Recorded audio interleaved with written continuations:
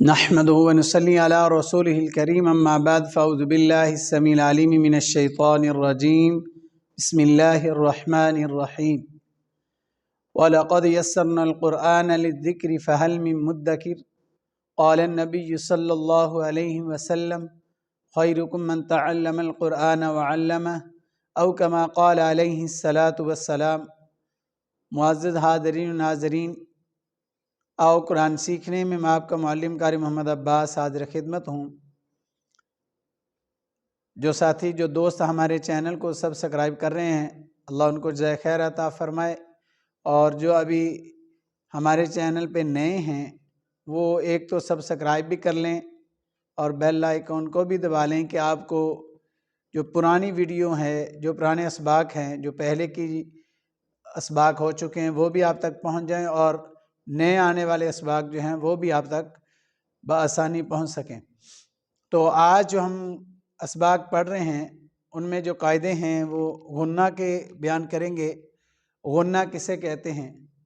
نون کے قاعدوں میں غنہ ہوتا ہے، اور ان میں غنہ، اظہار، اقلاب، ادغام، یہ 4 قسمیں ہیں، یہ آج بیان ہوں گی۔ ان میں سے 2 قسمیں آج بیان کی گئی ہیں۔ ایک غنہ جس پہ ہمیشہ غنہ ہوتا ہے وہ، ایک جو حلقی ہوتا ہے، حروف حلقی کی وجہ سے جو اظہار ہے، اظہار نون ساکن اور نون تنوین میں کہاں اظہار ہوتا ہے وہ بیان کیا گیا ہے، اور نون ساکن اور نون تنوین کو چھوٹے سے با آ جائے تو چھوٹی سی میم سے بدل کر پڑھا جاتا ہے، اس کو اقلاب یا قلب کہتے ہیں۔ تو وہ قاعدے یہ 3 بیان کیے گئے ہیں۔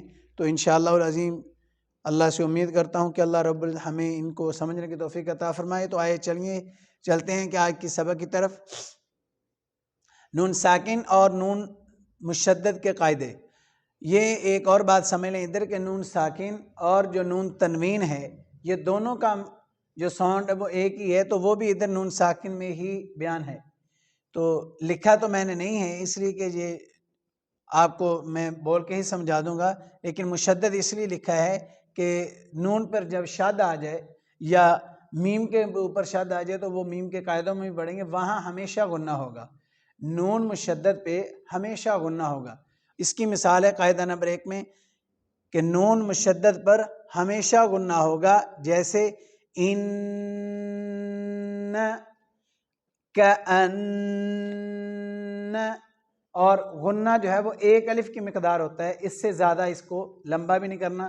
اور غنہ کہتے کیا ہیں، کس کو ہیں، یہ بھی میں پہلے ایک ویڈیو میں بتا چکا ہوں کہ غنہ جو ہے یہ ناک کے بانسے سے، یعنی ناک کے حصے میں مکمل آواز جو ہے وہ ناک سے آتی ہے، کہ اگر آپ غنہ کرتے ہوئے اپنے ناک کو دبائیں گے ہاتھ سے، یہ انگلی کی اور یہ انگوٹھے سے دبائیں گے، پکڑیں گے، تو آپ کی ناک جو ہے اس میں سانس کا جمع ہو جانا اور پھول جانا ناک کا، وہ اس چیز کی علامت ہے کہ آپ کا ناک سے ادا کرنے کے لیے غنہ جو ہے وہ تیار ہے۔ تو غنہ جو ہے یہ مکمل ناک سے آواز آئے گی غنے کی، اور ہوتا کب ہے، جب نون کے اوپر شد ہو۔ جب نون کے اوپر شد ہو تو یہ غنہ ہوتا ہے۔ ان، کأن۔ قاعدہ نمبر 2 ہے کہ نون ساکن اور تنوین، کیونکہ یہ دونوں کا ساؤنڈ ایک ہے، تو نون مشدد ہم پہلے پڑھ چکے ہیں اوپر۔ نون ساکن اور نون تنوین، تنوین کہتے ہیں 2 زبر کو، 2 زیر کو، 2 پیش کو تنوین کہتے ہیں۔ 2 زبر کو بھی تنوین کہتے ہیں، 2 زیر کو بھی تنوین کہتے ہیں، اور 2 پیش کو بھی تنوین کہتے ہیں۔ ان میں سے کوئی بھی آ جائے تو وہ نون ساکن کا ہی ساؤنڈ جو ہے وہ ادا کریں گے۔ نون ساکن اور نون تنوین کے بعد حروف حلقی میں سے کوئی حرف آ جائے تو نون ساکن اور نون تنوین کا اظہار ہوگا، یعنی ان کو اظہار کرتے ہوئے پڑھیں گے، غنہ نہیں کریں گے۔ یعنی ان کے اوپر ہم جو ہے وہ حروف حلقی جب آ جائے نون ساکن اور نون تنوین کے بعد، حروف حلقی ہیں کون سے؟ 6 ہیں، حمزہ، ہا، عین، حا، غین، خا، جو حلق سے ادا ہوتے ہیں۔ تو ان کے میں بھی پہلے بھی قاعدہ نمبر جب 1 پڑھا ہم نے، تختی نمبر اس میں ہم نے حروف حلقی کی پارٹیشن کی تھی، حروف قلقلہ کی پارٹیشن کی تھی، تو اس میں جن ساتھیوں نے ماشاءاللہ وہاں یاد کیا تو ان کو ادھر جو ہے وہ اس کی کافی جو ہے مدد فراہم ہوگی کہ ہم نے حروف ہلکی کو یاد کیا ہے. تو وہ 6 حروف نون ساکن اور نون تنوین کے بعد آ جائیں گے.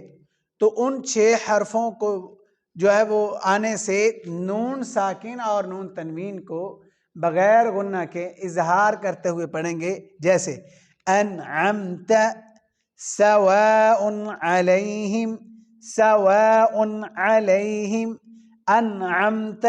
اب نون ساکن ہے اور اس کے بعد عین حروف ہلکی میں سے آ رہا ہے، تو لہذا یہاں اس کے اوپر نہ ہی ادغام ہوگا، نہ ہی اس کے اوپر اخفا ہوگا، نہ ہی غنہ ہوگا.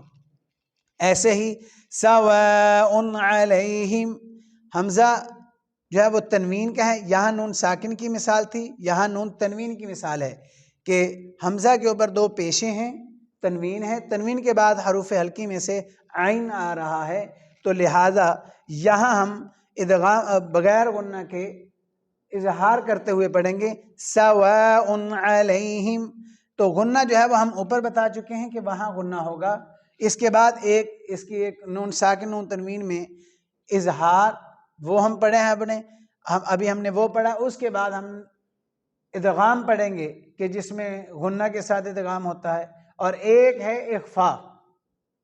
اخفا جو ہے ان صورتوں میں اخفا ہونا تھا. اخفا کا مطلب بھی چھپانا ہے، وہ انشاءاللہ جب ہم اخفا پڑھیں گے اس وقت میں آپ کو بتاؤں گا. اس سے پہلے بھی میں ویڈیو میں وہ بتا چکا ہوں، لیکن مزید انشاءاللہ اس کے قاعدے کے اوپر آ کر پھر اس کے اوپر روشنی ڈالیں گے. قاعدہ نمبر ہے 3 کہ نون ساکن اور نون تنوین کے بعد، نون ساکن اور نون تنوین کے بعد با آ جائے تو اس کو چھوٹی سی میم سے بدل کرو. عموماً یہ قرآن مجید میں میم لکھی بھی جاتی ہے کہ جہاں نون ساکن اور نون تنوین کے بعد با آ جائے تو وہاں میم جو ہے وہ لکھ دی بھی جاتی ہے کہ اس کی جگہ آپ نون کی جگہ میم پڑھیں گے. تو جیسے میم بعدی، میم بعدی، یہ میں چھوٹی سی میم ایسے اس صورت میں لکھی جاتی ہے، وہ